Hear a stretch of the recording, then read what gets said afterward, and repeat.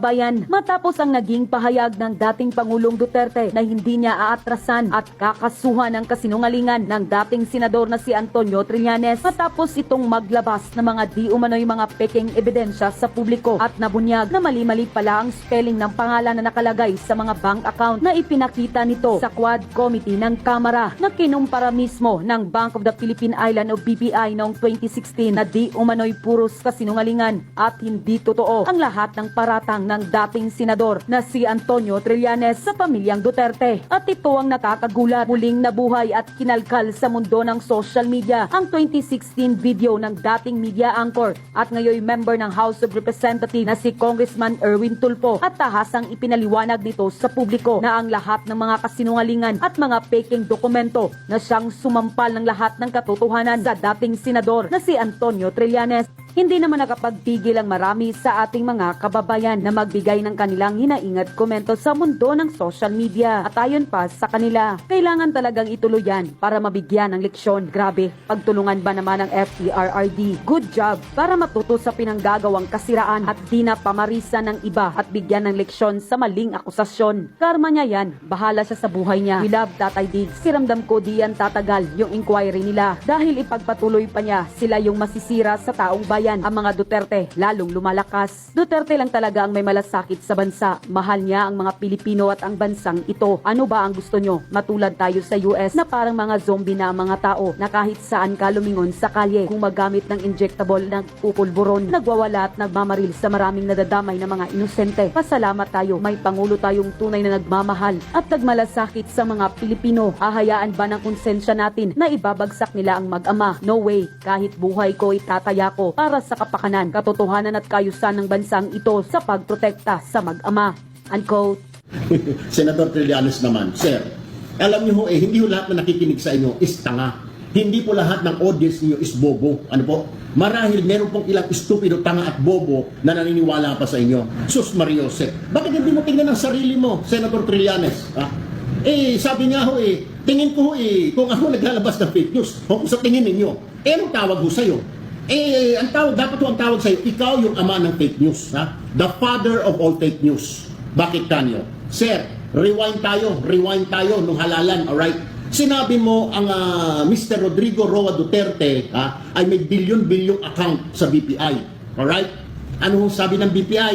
Wala. Mismo ang BPI na nagsabi, walang bilyon na account si Rodrigo Roa Duterte. Alright, ito pa ang sabi mo, isa yan. Sabi mo, pag hindi ko napatunayan yan, mga kababayan, magre-resign ako bilang senador.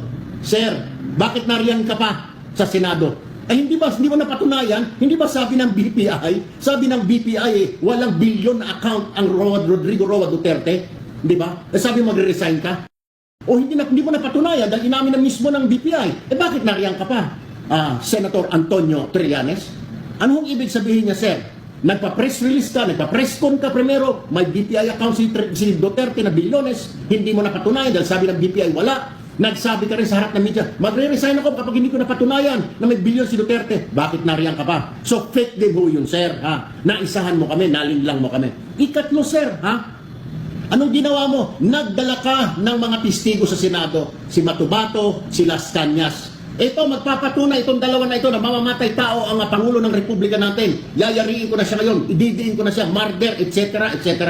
Ano po nangyari sa testigo niyo, sir? Yung isa nagtatago na ngayon, yung isa may kaso. Alam niyo nangyari? Bayan, alam niyo naman siguro, nanood naman kayo. Hindi naman po ibinasura. The Senate concluded na hindi mapagkatitiwala ang mga source, itong sina Matubato at Las Cañas. Yan po yung findings ng komite sa Senado. Komite ni Senator Gordon, komite ni Ting Lacson, pareho nagsabi, wala, hindi dapat pagkatiwalaan ang Matubato at Las Cañas sa testigo. So ano na naman yan, sir? Pangatlo na ho yan.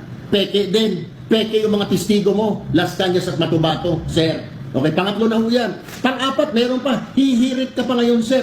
Sasabihin mo ninyo, eto na, ididiin ko na itong pamilya Duterte, itong Vice Mayor Paulo Duterte, at saka itong kanyang manugang o bayaw ni Paulo na si Attorney Man Scarpio ay involved dito sa shabu smuggling na 6-point-something billion. Sila ang nasa likod niyan. Anong nangyayari, sir? Nagpa-press con ka. Ano hong sabi? Yung source mo, yung pinanggalingan ng balita mo, mismo na ang nagsabi, narinig niya lang.